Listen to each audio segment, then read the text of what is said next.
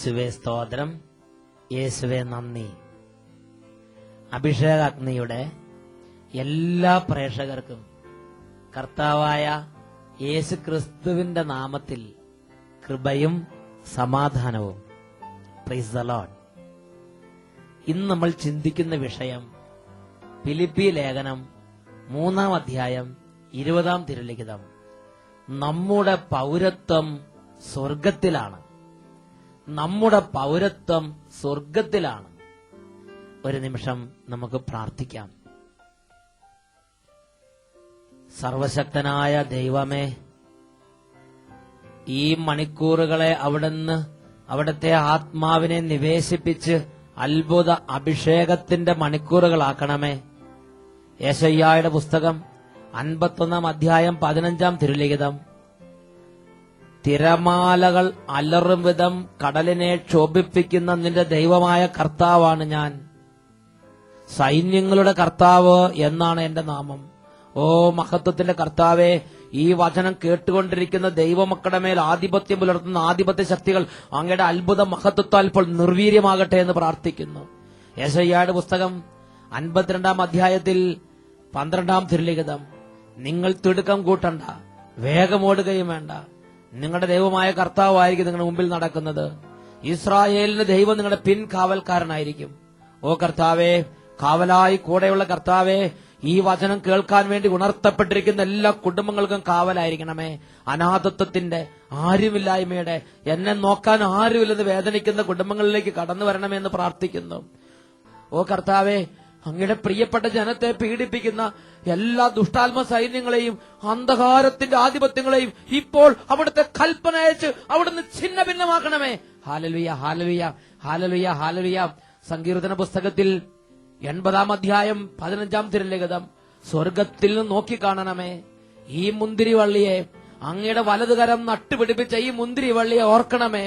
ഓ ദൈവമേ, നിസ്സാരര്, ക്ഷീണിതര്, ഒന്നുമല്ലാത്തവര്, ഓരോരോ തരത്തിലുള്ള വേദനയിൽ കണ്ണുനീരിൽ മുങ്ങിക്കിടക്കുന്നവര് എല്ലാവരെയും അവിടുന്ന് ഇപ്പോൾ ഓർക്കണമേ എന്ന് പ്രാർത്ഥിക്കുന്നു. ക്യാൻസർ രോഗമുള്ളവര്, പലതരത്തിലുള്ള തടസ്സങ്ങളാൽ തകർന്ന കുടുംബങ്ങള്, കണ്ണുനീരിൽ രോഗത്തിന്റെ വേദനയാൽ കുതിർന്ന ജീവിതങ്ങള്, സാമ്പത്തികമായി തകർന്ന ജീവിതങ്ങള്, കുടുംബ വഴക്ക് നിമിത്തം വിഷമിക്കുന്ന കുടുംബങ്ങള്, മനോവിഷമത്തോടെ എല്ലാവരെയും ഓർക്കണമേ കർത്താവേ. ഇപ്പോൾ ഓർക്കണമേ കർത്താവേ. അങ്ങയുടെ വലത്തുകരം നട്ട ഈ മുന്തിരിവള്ളിയെ ഓർക്കണമേ. സ്വർഗത്തിൽ നിന്ന് നോക്കി കാണണമേ എന്ന് പ്രാർത്ഥിക്കുന്നു. സങ്കീർത്തന പുസ്തകം 74-ാം അധ്യായം 15-ാം തിരുലിഖിതം.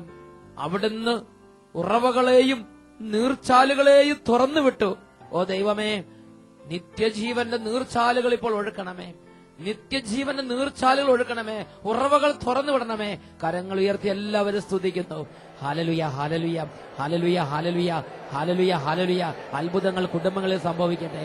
ഈ മണിക്കൂറുകളിൽ അവിടുന്ന് തെരഞ്ഞെടുത്ത കുടുംബങ്ങൾ, അവിടുന്ന് തെരഞ്ഞെടുത്ത ജനപദങ്ങൾ, വംശങ്ങൾ, ഗോത്രങ്ങൾ, ജീവിതങ്ങൾ, ബാലികാബാലന്മാർ, യുവതി യുവാക്കന്മാർ, കുട്ടികൾ, സകലരുടെ മേൽ അത്ഭുതങ്ങൾ സംഭവിക്കട്ടെ കർത്താവേ. ഓ കർത്താവേ, ഇത് ശ്രമിച്ചുകൊണ്ടിരുന്ന ഗർഭിണികളെ അവിടുന്ന് അഭിഷേകം ചെയ്യുന്നു. ഗർഭസ്ഥ ശിശുക്കൾ പുതിയ അഭിഷേകം പ്രാപിക്കട്ടെ കർത്താവേ. Hallelujah, hallelujah. ഓ കർത്താവേ, തകർന്ന കുടുംബങ്ങൾ വിടുതലിന്റെ അഭിഷേകത്തിലേക്ക് പ്രവേശിക്കട്ടെ. Hallelujah, hallelujah. യേശു ക്രിസ്തുവിന്റെ നാമത്തിൽ തന്നെ ഇത് സംഭവിച്ചുകൊണ്ടിരിക്കട്ടെ. ഹല്ലേലൂയ, ഹല്ലേലൂയ. യേശുവേ സ്തോത്രം, യേശുവേ നന്ദി. Praise the Lord. ഹല്ലേലൂയ. ഫിലിപ്പിയ ലേഖനം 3:20. നമ്മുടെ പൗരത്വം സ്വർഗത്തിലാണ്. പ്രിയപ്പെട്ട ദൈവമക്കളെ, 2009 നമ്മുടെ മുമ്പിലേക്ക് കടന്നു വരുമ്പോ ലോകമെമ്പാടും സാമ്പത്തിക മാന്ദ്യത്തിന്റെ വലിയ വേദന പങ്കുവെക്കുകയാണ്. എല്ലാ രാജ്യങ്ങളിലും ഇതിന്റെ വേദനയുണ്ട്.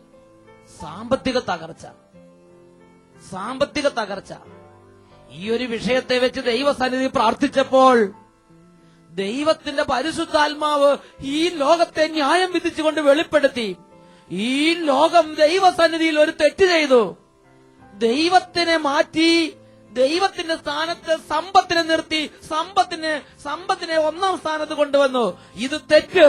ലോകം ചെയ്ത തെറ്റിൽ 1-ാം സ്ഥാനത്ത് തെറ്റാണ്. ദൈവത്തിന് പകരം സമ്പത്തിനെ 1-ാം സ്ഥാനത്ത് നിർത്തി. ഹല്ലേലൂയ. പ്രിയപ്പെട്ട സഹോദരങ്ങൾ, എന്താ കാരണം? നിങ്ങളൊന്ന് ചിന്തിച്ചു നോക്കുക. ഇന്നൊരു മനുഷ്യന്റെ അധ്വാനം എന്തിനു വേണ്ടിയിട്ടാണ്? ഞാനും നിങ്ങൾ ഉൾപ്പെടുന്ന സകല സമൂഹത്തിന്റെ സ്ഥിതിയാണ് പറയണത്. സ്വജാതിയും വിജാതിയും സകല സമൂഹത്തിന്റെ സ്ഥിതിയാണെന്ന് പറയണത്. മനുഷ്യന്റെ ഉള്ളിൽ കിടക്കുന്ന പ്രധാനപ്പെട്ട മൂല്യമാണ് പണം, ലോകത്തിന്റെ സമ്പത്ത്, ലോകത്തിന്റെ സ്ഥാനമാനങ്ങൾ, ലോകത്തിന്റെ ബഹുമതികൾ, ലോകത്തിലെ പൊസിഷൻ. പ്രിയപ്പെട്ട സഹോദരങ്ങളെ, ദൈവവചന വിപരീതമായൊരു നടപ്പാണത്. കാരണം ദൈവത്തിന്റെ വചനം വ്യക്തമായി പഠിപ്പിച്ചിരിക്കുന്ന വലിയൊരു ദൈവിക സത്യമുണ്ട്. ഈ ലോകത്തിൽ എന്നെയും നിങ്ങളെയും സകല ദൈവമക്കളെയും ദൈവം സൃഷ്ടിച്ച് ജീവനും ജീവിതവും നൽകി, ദിനരാത്രങ്ങൾ നൽകി, കാലങ്ങളും സമയങ്ങളും നൽകിയിരിക്കുന്നത് കുറെ സമ്പത്ത് സമ്പാദിച്ചു കൂട്ടാൻ വേണ്ടി മാത്രമല്ല. പിന്നെ എന്തിനു വേണ്ടി? ലൂക്കായുടെ സുവിശേഷത്തിൽ 12-ാമത്തെ അധ്യായത്തിൽ 33-34 തിരുലിഖിതങ്ങൾ ദൈവത്തിന്റെ വചനം പഠിപ്പിക്കുന്നു. പഴകിപ്പോകാത്ത പണസഞ്ചികൾ കരുതി വെക്കുവീൻ, ഒടുങ്ങാത്ത നിക്ഷേപം സ്വർഗത്തിൽ ശേഖരിച്ചു കൂട്ടുവീൻ.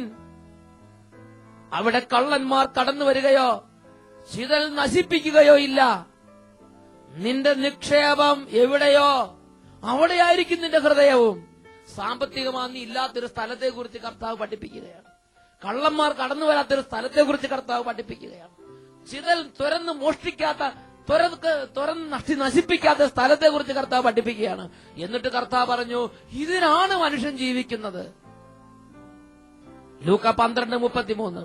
പഴകിപ്പോകാത്ത പണസഞ്ചികൾ കരുതി വെക്കണം, ഒടുങ്ങാത്ത നിക്ഷേപം, വലിയ ഇൻവെസ്റ്റ്മെന്റ് സ്വർഗത്തിൽ വെക്കണം. എന്തിനു വേണ്ടി? പ്രിയപ്പെട്ട മകനെ, മകളെ, എന്റെയും നിങ്ങളുടെയും അടിസ്ഥാന രാജ്യം ഈ ലോകമല്ല. ഈ ലോകത്തിന് വേണ്ടിയല്ല നമ്മൾ സൃഷ്ടിക്കപ്പെട്ടിരിക്കുന്നത്. ഈ ലോകമല്ല നമ്മുടെ രാജ്യം. നമ്മുടെ രാജ്യം സ്വർഗമാണ്. നമ്മുടെ പൗരത്വം സ്വർഗത്തിലാണ്. അതാണ് ഫിലിപ്പിയ ലേഖനം 3:20. നമ്മുടെ പൗരത്വം സ്വർഗത്തിലാണ്. We are the citizens of heavenly kingdom. Hallelujah. സ്വർഗ രാജ്യത്തിന്റെ പൗരന്മാരാണ് ഞാനും നിങ്ങളും. പ്രിയപ്പെട്ട ദൈവമക്കളെ, അവിടെ യുഗായുഗങ്ങളോളം പിതാവിന്റെ മുഖം കണ്ട് പിതാവിനോടുകൂടെ സൂര്യനെ പോലെ പ്രശോഭിച്ചു വാഴുവാൻ വേണ്ടിയാണ് എന്നെയും നിങ്ങളെയും സൃഷ്ടിച്ചിരിക്കുന്നത്. അതിനുവേണ്ടി ഞാനും നിങ്ങളും സ്വർഗത്തിൽ യുഗായുഗങ്ങളോളം വസിക്കുവാൻ ആവശ്യമായ സമ്പാദ്യങ്ങൾ ഈ ഭൂമിയിൽ വെച്ച് കരുതി കൂട്ടണമെന്ന് യേശു ക്രിസ്തു പഠിപ്പിച്ചു. പ്രിയപ്പെട്ട സഹോദരങ്ങളെ, യേശു ക്രിസ്തു വ്യക്തമായി ദൈവമക്കളിൽ നിന്ന് നിർദ്ദേശം എങ്ങനെയാണ്? ഒരു വ്യക്തി ഈ ഭൂമിയിൽ വെച്ച് സമ്പാദിക്കുന്ന സ്വർഗീയ നിക്ഷേപങ്ങൾക്കനുസരിച്ചാണ് ഒരു വ്യക്തിക്ക് സ്വർഗത്തിൽ വിലയുള്ളത്. Price the Lord. എല്ലാ വ്യക്തികൾക്കും ഒരേപോലെയുള്ള വിലയല്ല സ്വർഗത്തിലുള്ളത്. ഓരോരുത്തരുടെയും സ്വർഗീയ നിക്ഷേപത്തിന് അനുസരിച്ചുള്ള വിലയാണ് സ്വർഗത്തിൽ ലഭിക്കുക. Price the Lord. ധാരാളം സമ്പാദിച്ചു കൂട്ടുന്നവൻ, സ്വർഗത്തിന് വേണ്ടി, നിത്യതയ്ക്ക് വേണ്ടി ധാരാളം ശേഖരിച്ചു കൂട്ടുന്നവരെ ദൈവം ഒരുപാട് അംഗീകരിക്കുന്നുണ്ട്. അതാണ് കൊരിന്ത്യൻകാർക്ക് എഴുതിയ 1-ാം ലേഖനത്തിൽ 8-ാം അധ്യായത്തിൽ 3-ാമത്തെ വാക്യം. തന്നെ സ്നേഹിക്കുന്നവരെ ദൈവം അംഗീകരിക്കുന്നു. Price the Lord. അങ്ങനെയുള്ളവരെയാണ് ദൈവം അംഗീകരിക്കുന്നത്. എന്നാൽ ഇന്ന് നമുക്ക് ചുറ്റുമുള്ള ആളുകളുടെ സ്ഥിതി എന്താണ്? ഇന്ന് മനുഷ്യന്മാർ എന്തിനു വേണ്ടിയാണ് കടന്ന് കഷ്ടപ്പെടുന്നത്? എന്തിനു വേണ്ടിയാണ് നേരം വെളുക്കുമ്പോൾ രാത്രിയാകുന്നത് തലങ്ങുമലങ്ങ് ഓടിക്കൊണ്ടിരിക്കുന്നത്? സമ്പത്ത് ശേഖരിച്ചു കൂട്ടാൻ തന്നെ, സമ്പത്തിന് വേണ്ടി തന്നെ. പ്രിയപ്പെട്ട സഹോദരങ്ങളെ, ഇതൊരു വലിയ ചതിയാണ്. എന്റെയും നിങ്ങളുടെയും ജീവിതം ദൈവം ഈ ഭൂമുഖത്ത് ക്രമീകരിച്ചിരിക്കുന്നത് സമ്പത്ത് കൊണ്ട് സംതൃപ്തമാകുന്ന വിധത്തിലല്ല. പ്രിയപ്പെട്ട സഹോദരൻ, ഞാൻ നിങ്ങളിൽ നിന്ന് ഒരുപാട് ശേഖരിച്ചു കൂട്ടിയാൽ, ഞാൻ നിങ്ങളിൽ നിന്ന് ഒരുപാട് സമ്പാദിച്ചു കൂട്ടി, എന്ത് പ്രയോജനം? ഇത് നാളെ ആരനുഭവിക്കുമെന്ന് ആർക്കറിയാം? പ്രിയപ്പെട്ട സഹോദരങ്ങളുടെ സംഭവം നിങ്ങളോട് ഞാൻ പറയാം.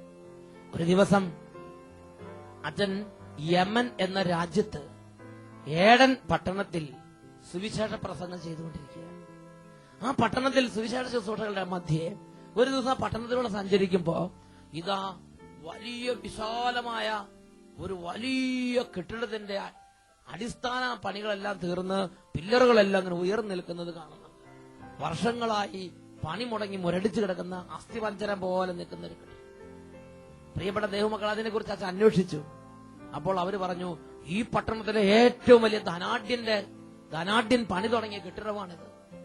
വലിയ സമ്പന്നനും കുബേരനുമായ അദ്ദേഹത്തിന് ഒരു ആഗ്രഹം ഉണ്ടായിരുന്നു, ഈ പട്ടണത്തിലേക്ക് വെച്ച് ഏറ്റവും വലിയൊരു സ്ഥാപനത്തിന്റെ ഉടമയാണ്. അതിനുവേണ്ടി അദ്ദേഹം വിശാലമായ അടിസ്ഥാനമിട്ട് അതിന്റെ പണി ദ്രുതഗതിയിൽ മുന്നോട്ട് നീങ്ങിക്കൊണ്ടിരിക്കുകയാണ്. എണ്ണിയാലൊടുങ്ങാത്ത സമ്പത്തിന്റെ ഉടമയായിരുന്നു ആ മനുഷ്യൻ. പ്രിയപ്പെട്ട സഹോദരങ്ങളെ, ഒരു നാൾ പെട്ടെന്ന് അദ്ദേഹത്തെ കാണുവാനില്ല. അദ്ദേഹത്തിന്റെ ലോക്കറിലുള്ള ധനങ്ങളെ ക്രമീകരിച്ചുകൊണ്ടിരിക്കുമ്പോൾ, സമ്പാദ്യങ്ങളെ, നിക്ഷേപങ്ങളെ ക്രമീകരിച്ചുകൊണ്ടിരിക്കുമ്പോൾ അപ്രതീക്ഷിതമായി ലോക്കറിന്റെ ഡോർ ഓട്ടോമാറ്റിക്കായിട്ട് അടഞ്ഞു. ഈ ധനാഢ്യൻ ലോക്കറിനുള്ളിൽപ്പെട്ടു. മറ്റുള്ളവർക്ക് ആർക്കും അറിയാൻ പാടില്ല അദ്ദേഹം എവിടെ പോയെന്ന്. ദിവസങ്ങൾക്ക് ശേഷം മരിച്ച് ശവശരീരം ചീഞ്ഞു നാറിയപ്പോഴാണ് ഇങ്ങനെ ഇതിനുള്ളിൽ അകപ്പെട്ടിരിക്കുന്നത് തിരിച്ചറിവുണ്ടായത്. പ്രിയപ്പെട്ട സഹോദരങ്ങളെ, അതിനുശേഷം ആ കെട്ടിടത്തിന്റെ പണി അങ്ങനെ നിലച്ചു കിടക്കുക. ഇന്ന് വരെ പിന്നെ അതൊന്നും ചെയ്തിട്ടില്ല. ഞാൻ ഈ സംഭവം കേട്ട പെട്ടെന്ന് ചിന്തിച്ചൊരു കാര്യമുണ്ട്. ഈ ലോകത്തിൽ ഒരുപാട് അയാൾ സമ്പാദിച്ചു കൂട്ടി, ഒരുപാട് എണ്ണിയാൽ ഒടുങ്ങാത്ത സമ്പത്തിന്റെ ഉടമയായിരുന്നു അയാൾ. പക്ഷെ ക്ഷണനേരം കൊണ്ട് എല്ലാം കൈവിട്ടുപോയി, എല്ലാം നഷ്ടപ്പെട്ട് അദ്ദേഹം രാപകലിൽ ചത്ത് പണിയെടുത്തില്ല, ശേഖരിച്ചു കൂട്ടിയത് എന്ത് പ്രയോജനം? ബാറൂഖിന്റെ പുസ്തകത്തിൽ 3-ാമത്തെ അധ്യായത്തിൽ 15, 16, 17 തിരുലിഖിതങ്ങൾ ദൈവത്തിന്റെ വചനപ്രകാരം പഠിപ്പിക്കുന്നു. എത്ര കിട്ടിയാലും മതി വരാത്ത സ്വർണവും വെള്ളിയും സംഭരിച്ചു വെക്കുന്നവരെവിടെ?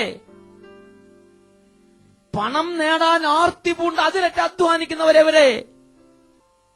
അവർ അപ്രത്യക്ഷരായി പാതാളത്തിൽ നിപതിച്ചു. അവരുടെ സ്ഥാനത്ത് പുതുതലമുറ പകൽ വെളിച്ചം കാണുകയും ഭൂമിയിൽ വസിക്കുകയും ചെയ്തു. എന്നാൽ അവരും അറിവിലേക്കുള്ള മാർഗം പഠിച്ചില്ലല്ലോ. സത്യമല്ലേ ഇത്? പ്രിയപ്പെട്ട സഹോദരങ്ങളെ, നമ്മുടെ കൺമുമ്പിൽ നമുക്ക് മുമ്പേ ഈ ലോകത്തിലൂടെ, ഈ ഭൂമിയുടെ മിരുമാറിലൂടെ അങ്ങോട്ടും ഇങ്ങോട്ടും അഹങ്കാരത്തോടെ കുംഭകുലുക്കി നടന്ന ഒരുപാട് മഹാരഥന്മാരുണ്ടായിരുന്നില്ലേ? അവരൊക്കെ ഇപ്പോൾ എവിടെ? പൂഴിയായി പോയില്ലേ? പ്രിയപ്പെട്ട സഹോദരങ്ങളെ, നിലത്ത് വീണാൽ തിരിച്ചെടുക്കാൻ പറ്റാതെ പോലെ ചിതറിപ്പോകുന്ന വെള്ളത്തുള്ളികൾ പോലെയാണ് നമ്മുടെ ജീവിതം. ഇതിന് യാതൊരു അടിസ്ഥാനവും ഇല്ല. ഈ ഭൂമിയിലെ ജീവിതമല്ല നമ്മുടെ നിത്യമായ ജീവിതം. ഈ ഭൂമി അല്ല നമ്മുടെ നിത്യമായ രാജ്യം. നമുക്കൊരു രാജ്യമുണ്ട്, നമുക്കൊരു ജീവിതമുണ്ട്. അത് നിത്യതയുടെ തീരത്ത് സ്വർഗത്തിലാണ്. അതിനെ ഓർത്ത് ജീവിക്കാനും ആ സ്വർഗ ജീവിതത്തിന് വേണ്ടിയുള്ള വലിയ നിക്ഷേപങ്ങൾ സംഭരിച്ചു വെക്കുന്നതിന് വേണ്ടിയാണ് നമ്മുടെ ദൈവം നമുക്കായി ഇവിടെ ദിവസങ്ങളും കാലങ്ങളും സമയങ്ങളും മണിക്കൂറുകളും തന്നിരിക്കുന്നത്. Price the Lord, hallelujah. പ്രിയപ്പെട്ട ദൈവമക്കളെ, ദൈവത്തിന്റെ വചനത്തിൽ അതുകൊണ്ട് ദൈവം വളരെ വ്യക്തമായി പരിശുദ്ധാത്മാവിലൂടെ പഠിപ്പിക്കുന്ന ഒരു പ്രബോധനമുണ്ട്. കൊറിന്തോസുകാർക്ക് എഴുതിയ 1-ാം ലേഖനത്തിൽ 7-ാമത്തെ അധ്യായത്തിൽ 30, 31 തിരുലിഖിതങ്ങൾ ഇങ്ങനെയാണ് വചനം പഠിപ്പിക്കുന്നത്. വിലപിക്കുന്നവർ വിലപിക്കാത്തവരെ പോലെയും ആഹ്ലാദിക്കുന്നവർ ആഹ്ലാദിക്കാത്തവരെ പോലെയും വാങ്ങുന്നവർ ഒന്നും കൈവശമില്ലാത്തവരെ പോലെയും ലോകകാര്യങ്ങളിൽ ഇടപെടുന്നവർ ഇടപെടാത്തവരെ പോലെയും ആയിരിക്കട്ടെ. എന്തെന്നാൽ ഈ ലോകത്തിന്റെ രൂപഭാവങ്ങൾ മാറി മറിഞ്ഞുകൊണ്ടിരിക്കും. ഈ ലോകത്തിന്റെ രൂപഭാവങ്ങൾ മാറി മറിഞ്ഞുകൊണ്ടിരിക്കും. എല്ലാം ഭദ്രം ഭദ്രം എന്ന് ചിന്തിച്ചുകൊണ്ടിരിക്കുമ്പോഴാണ് എല്ലാം നഷ്ടപ്പെടുന്നത്. ഞാനൊരു സംഭവം നിങ്ങളോട് പറയാം. അച്ഛനൊരു രാജ്യത്ത് സുവിശേഷം വലിക്കൊണ്ട് പോയപ്പോൾ ഒരു അപ്പനും അമ്മയും വന്ന് പൊട്ടിക്കരഞ്ഞു. ഞാൻ ചോദിച്ചു, അപ്പാ അമ്മേ, എന്താ നിങ്ങളുടെ പ്രശ്നം? അവര് പറഞ്ഞു, എന്റെ അച്ഛ, ഒരു ആൺകുട്ടിയും ഒരു പെൺകുട്ടിയും 2 മക്കളാണ് ഞങ്ങൾക്കുള്ളത്. പെൺകുട്ടി പഠിച്ച് ജോലി കയറി, അവൾ നല്ല സ്ഥിതിയിലാണ്. എന്റെ മകനും പഠിച്ചു, അവൻ പൈലറ്റ് ആകണമെന്നായിരുന്നു ചെറുപ്പത്തിലുള്ള അവന്റെ ആഗ്രഹം. അവൻ ഒത്തിരി കഷ്ടപ്പെട്ട് പട്ടിണി കിടന്നാണ് പഠിച്ചത്, പട്ടിണി കിടന്നാണ് വളർന്നത്. എന്നാലും പൈലറ്റ് ആകാൻ വേണ്ടി എല്ലാ പണവും മുടക്കി പഠിപ്പിച്ച് പൈലറ്റാക്കി. അങ്ങനെ പൈലറ്റായി അവൻ വീട്ടിൽ വന്നു. അവൻ പറഞ്ഞു, ഇനി ഇതുവരെ നിങ്ങൾ ഞങ്ങൾക്ക് വേണ്ടി കഷ്ടപ്പെട്ടു, നിങ്ങൾ ഞങ്ങൾക്ക് വേണ്ടി പട്ടിണി കിടന്നു, നിങ്ങൾ ഞങ്ങൾക്ക് വേണ്ടി രാപകലുകള് ഒരുപാട് അധ്വാനിച്ച്, ഇനി നിങ്ങൾ വിശ്രമിക്കുക. ഞങ്ങൾ ശമ്പളം വാങ്ങിക്കൊണ്ട് വരുമ്പോൾ നിങ്ങളൊരു നല്ല വീട് വാങ്ങി സുഖമായി ഇവിടെ താമസിക്കുക. ഇനി നിങ്ങൾ കഷ്ടപ്പെടണ്ട. നമ്മുടെ കഷ്ടപ്പാടുകളുടെ കാലം തീർന്നു. അങ്ങനെ അവരുടെ സ്വപ്നങ്ങളെല്ലാം അവർ പങ്കുവെച്ചു. എന്തിനു പറയണം? 2 ദിവസം കഴിഞ്ഞപ്പോൾ ഈ മകൻ വിമാനം പറപ്പിക്കുന്ന പൈലറ്റ് വിമാനം പറപ്പിച്ചുകൊണ്ടിരിക്കുമ്പോൾ ഒരു പ്രത്യേക സാഹചര്യം ഉണ്ടായി. പ്ലെയിൻ ക്രാഷ് വന്ന് ആ വിമാനം തകർന്നു. ആ പൈലറ്റ് ആ പ്ലെയിൻ ക്രാഷിനോടനുബന്ധിച്ച് മരണമടഞ്ഞു. വലിയ സങ്കടമായി. ഈ വാർത്ത കേട്ടപ്പോ അപ്പനും അമ്മയും പൊട്ടിക്കരയാണ്. ഞാൻ ഈ വാർത്ത കേട്ടപ്പോൾ എന്റെ ഹൃദയത്തിൽ ഒരു കിടിലമുണ്ടായി.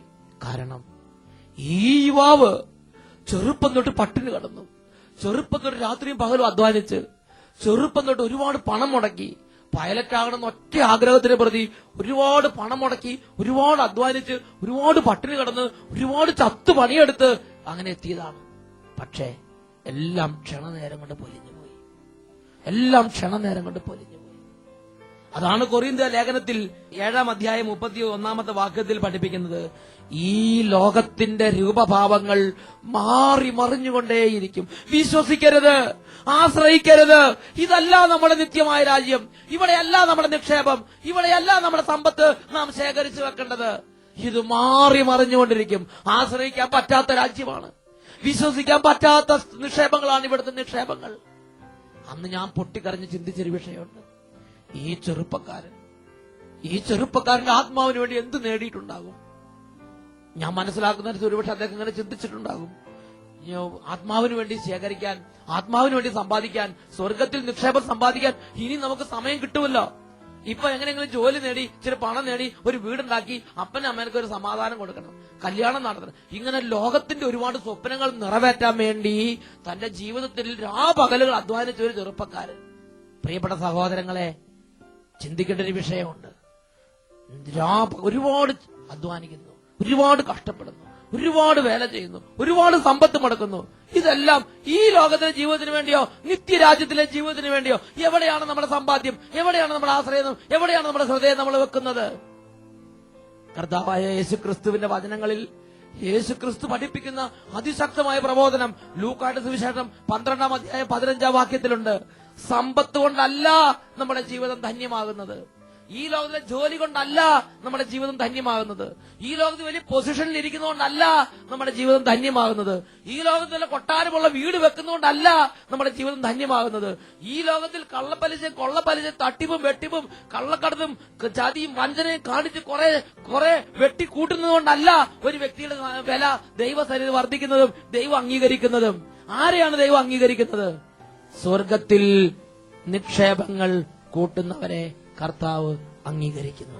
അതാണ് കൊരിന്ത്യർ എഴുതിയ 1-ാം ലേഖനത്തിൽ 8-ാം അധ്യായത്തിൽ 3-ാമത്തെ വാക്യത്തിൽ വായിക്കുന്നത്. തനിക്ക് സ്വന്തമായുള്ളവരെ കർത്താവ് അംഗീകരിക്കുന്നു. Hallelujah, hallelujah. പ്രിയപ്പെട്ട മകനെ, പ്രിയപ്പെട്ട മകളെ, കർത്താവ് സമയം തന്നു, കർത്താവ് ബുദ്ധി തന്നു, കർത്താവ് ആരോഗ്യം തന്നു, കർത്താവ് ജോലി തന്നു, കർത്താവ് കഴിവുകൾ തന്നു, കർത്താവ് സാഹചര്യങ്ങൾ തന്നു. നിന്റെ ആത്മാവിന്റെ നിത്യതയ്ക്ക് വേണ്ടി നീ എന്ത് നേടി? നിന്റെ ആത്മാവിന്റെ നിത്യതയ്ക്ക് വേണ്ടി നീ എന്ത് നേടി? നീ സ്വർഗത്തിൽ യുഗായുഗങ്ങളോളം ജീവിക്കാൻ വേണ്ടി നിന്റെ ആത്മാവിന് വേണ്ടി നീ എന്ത് കരുതി വെച്ചിട്ടുണ്ട്? സഭാപ്രസംഗന്റെ പുസ്തകം 8-ാം അധ്യായം 8-ാം വാക്യത്തിൽ ഇങ്ങനെ പഠിപ്പിക്കുന്നു. പ്രാണനെ പിടിച്ചു നിർത്താനോ സമയം നിശ്ചയിക്കാനോ ആർക്കും കഴിയുകയില്ല. പ്രാണനെ പിടിച്ചു നിർത്താനോ തന്റെ മരണസമയം നിശ്ചയിക്കാനോ ആർക്കും കഴിയുകയില്ല. ചില ആളുകൾ ചിന്തിക്കുന്നത് എങ്ങനെയാണ്? കുറച്ച് കഴിഞ്ഞിട്ട് സ്വർഗത്തിന് വേണ്ടി നേടാം, അല്ലെങ്കിൽ മരിച്ചതിന് ശേഷം എങ്ങനെയെങ്കിലൊക്കെ ശരിയാക്കിയെടുക്കാം. സഭാപ്രസംഗന്റെ പുസ്തകം 11-ാം അധ്യായം 3-ാം വാക്യത്തിൽ പഠിപ്പിക്കുന്നു. വൃക്ഷം തെക്കോട്ട് വീണാലും വടക്കോട്ട് വീണാലും വീണെടുത്ത് തന്നെ കിടക്കും. വൃക്ഷം തെക്കോട്ട് വീണാലും വടക്കോട്ട് വീണാലും വീണെടുത്ത് തന്നെ കിടക്കും. എന്താ ഇതിന്റെ പൊരുൾ? പ്രിയപ്പെട്ട ദൈവമക്കളെ, മരിച്ചു കഴിഞ്ഞാൽ പിന്നെ ഒന്നും ചെയ്യാൻ പറ്റുകയില്ല. ആർക്കും വേല ചെയ്യാൻ പാടില്ലാത്ത രാത്രികാലം അടുത്തു വരുന്നു. നടക്കാൻ പ്രകാശമുള്ളപ്പോൾ നടന്നുകൊള്ളുക. അധ്വാനിക്കാനും ശേഖരിക്കാനും ദൈവസന്നിധിയിൽ സമ്പത്ത് ആത്മാവിന് വേണ്ടി ശേഖരിച്ചു കൂട്ടാനും കഴിവും സാധ്യതയുള്ള സമയത്ത് മക്കളെ അത് പാഴാക്കി കളയരുത്. ഇതിനെക്കുറിച്ച് വിശുദ്ധ സിപ്രിയാൻ പ്രകാരമാണ് പഠിപ്പിക്കുന്നത്. മരണത്തിന് ശേഷം ആർക്കും പ്രാശ്ചിത്തമോ പരിഹാരമോ അനുഷ്ഠിക്കാൻ കഴിയുകയില്ല. വിശുദ്ധ അഗസ്തീനോസ് ഈ വിഷയത്തെക്കുറിച്ച് ഇങ്ങനെയാണ് പഠിപ്പിക്കുന്നത്. ഭൂമുഖത്ത് ജീവിച്ചിരിക്കുമ്പോഴാണ് നാം എല്ലാവരും യോഗ്യതകളോ അയോഗ്യതകളോ സമ്പാദിക്കുന്നത്. ഇവിടെ വെച്ച് കൈവശപ്പെടുത്താൻ ഗവനിക്കാതിരിക്കുന്നത് മരണശേഷം കിട്ടുമെന്ന് പ്രതീക്ഷിക്കരുത്.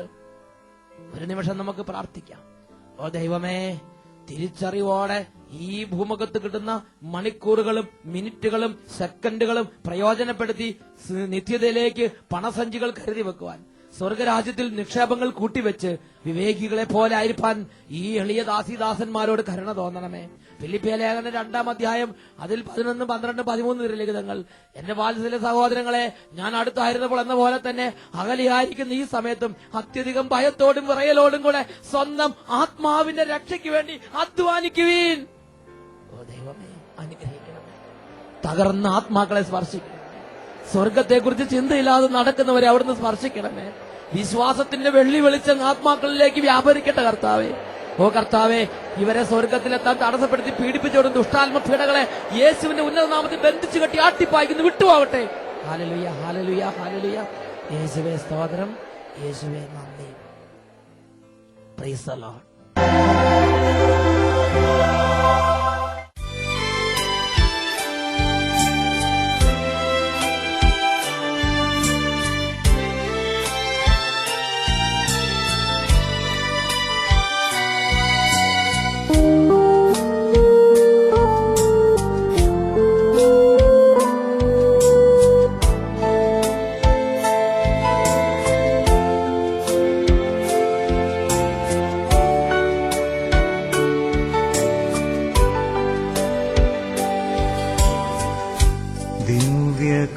ദിവ്യകാരുണ്യമേ,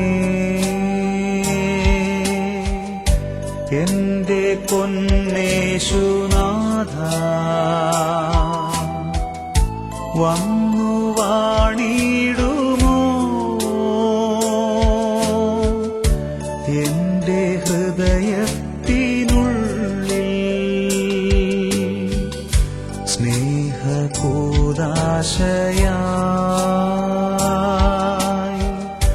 തീർന്നോരാ ദൈവ സ്നേഹം ഇന്നു കാണുന്നു ഞാൻ ഈ തിരുവോസ്തിയിൽ.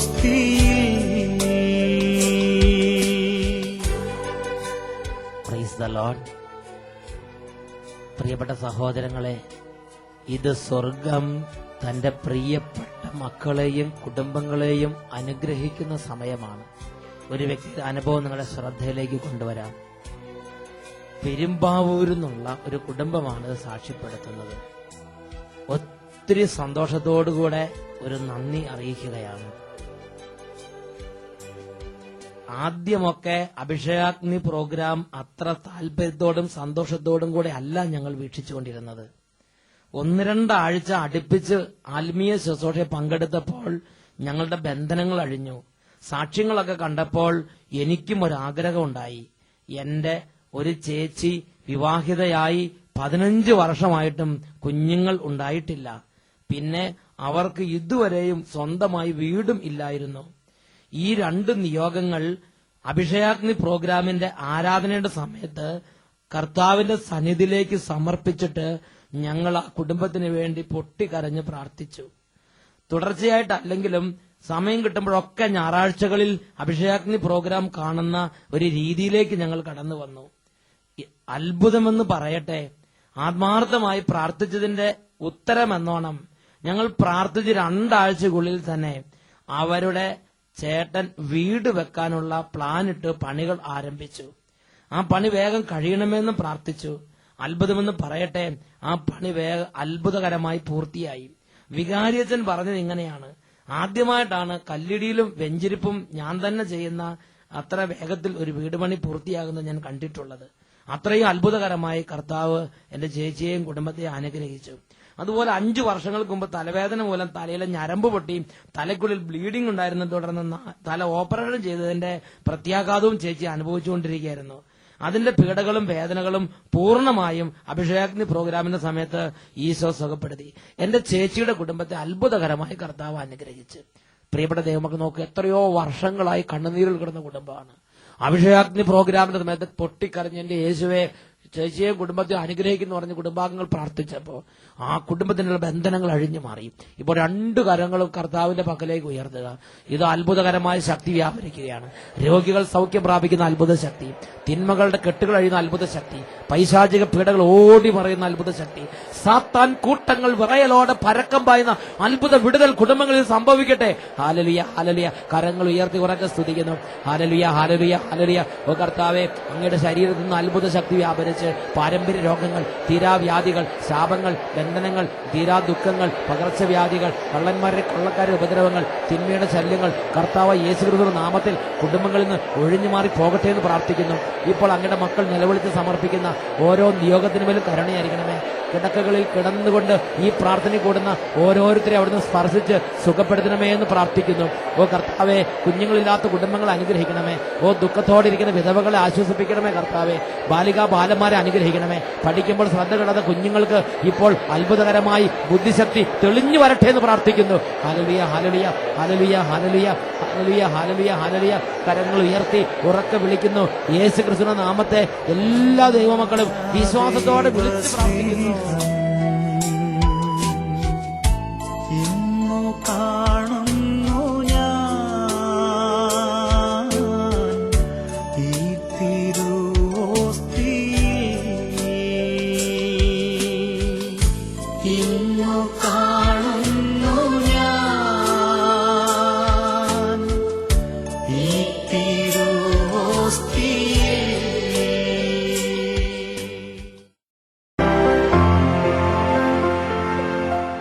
യേശുവെ നന്ദി, യേശുവെ സ്തുതി.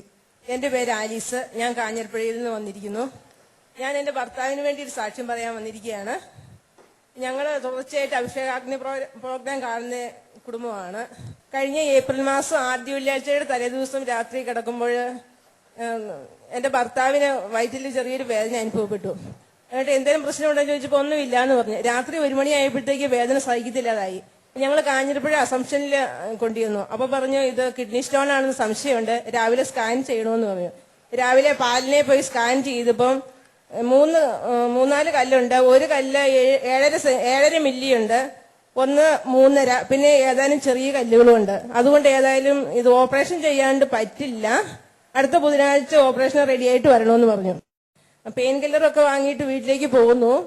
പിന്നെ ഞായറാഴ്ച 4 മണിയായപ്പോൾ മുതൽ വേദന കൂടാൻ തുടങ്ങി. രാത്രി 8 മണിയായപ്പോഴത്തേക്ക് സഹിക്കത്തില്ല. അപ്പൊ ഞാനും ഭർത്താവും കൂടി 8:30 പ്രാർത്ഥിക്കാൻ തുടങ്ങി. അഭിഷേകാഗ്നി കണ്ടു. ഞാൻ പറഞ്ഞു, എന്റെ ഈശോയെ ഈ വേദന മാറ്റുവാണെങ്കിൽ ഞാൻ സാക്ഷ്യപ്പെടുത്തിയേക്കാന്ന് പറഞ്ഞു. അത് കഴിഞ്ഞ് പ്രാർത്ഥന കഴിഞ്ഞിട്ട് അദ്ദേഹം പോയി കിടന്നു. രാത്രി ഒരു 10 മണിയായി കഴിഞ്ഞപ്പം യൂറിൻ പാസ് ചെയ്യാൻ വേണ്ടി പുറത്തോട്ട് പോയിട്ട് വന്ന് പറഞ്ഞു, ആലീസ ആ കല്ല് പോയി കിട്ടുമെന്ന് പറഞ്ഞു എന്നോട്. അപ്പൊ ഞാൻ പറഞ്ഞു, എങ്കിൽ ദൈവത്തിന് സ്തുതി ചേട്ടാ, നമുക്കത് സാക്ഷ്യപ്പെടുത്തണമെന്ന് പറഞ്ഞു. യേശുവെ നന്ദി, യേശുവെ സ്തുതി. പ്രിയപ്പെട്ട സഹോദരങ്ങളെ, ഈ മൂത്രത്തെ കല്ല് അതീവ വേദനയാൽ ഇവര് കിടന്ന് ബുദ്ധിമുട്ടിയപ്പോ ഇവര് വിശ്വാസത്തോടെ യേശുവിന്റെ നാമത്തിൽ സൗഖ്യത്തിന് വേണ്ടി പ്രാർത്ഥിച്ച്. Price the Lord. ഒരു വിശ്വാസിക്ക് ബൈബിൾ കൊടുത്തിട്ടൊരു അവകാശമാണ് യേശുവിന്റെ നാമത്തിൽ സൗഖ്യത്തിന് വേണ്ടി പ്രാർത്ഥിക്കുക എന്നുള്ളത്. ഇവർ അവകാശം ഉപയോഗപ്പെടുത്തി പ്രാർത്ഥിച്ച്. പിന്നെ അത് കഴിഞ്ഞിട്ട് ചേട്ടൻ പറഞ്ഞു, ഇനി ഏതെങ്കിലും ഓപ്പറേഷൻ പോകണം, നമുക്ക് ഉറപ്പ് വരുത്തണമല്ലോ എന്ന് പറഞ്ഞു. എന്നിട്ട് ബുധനാഴ്ച വന്നപ്പോൾ ഡോക്ടർ ചോദിച്ചു ഓപ്പറേഷൻ റെഡിയാണോ എന്ന് പറഞ്ഞു. അപ്പൊ ഓപ്പറേഷന്റെ ആവശ്യമൊന്നുമില്ല, പിന്നെ വേദന ഉണ്ടായില്ല, കല്ല് പോയി എന്ന് പറഞ്ഞു. ഉറപ്പാക്കുമൊന്നും വേണ്ട, നമുക്ക് എക്സ്റേ എടുത്ത് നോക്കാന്ന് പറഞ്ഞു. എക്സ്റേ എടുത്ത് നോക്കിയപ്പം കല്ലിന്റെ തരി പോലും ഇല്ല. ഇതെങ്ങനെ സംഭവിച്ചു, നിങ്ങൾ എന്താ ചെയ്തേന്ന് ചോദിച്ചു ഡോക്ടർ. അപ്പോൾ ഞങ്ങൾ സയ്യോനാഥോട് പ്രാർത്ഥിച്ചോളൂ, അല്ലാതെ വേറൊന്നും ചെയ്തിട്ടില്ല എന്ന് പറഞ്ഞു. Price the Lord.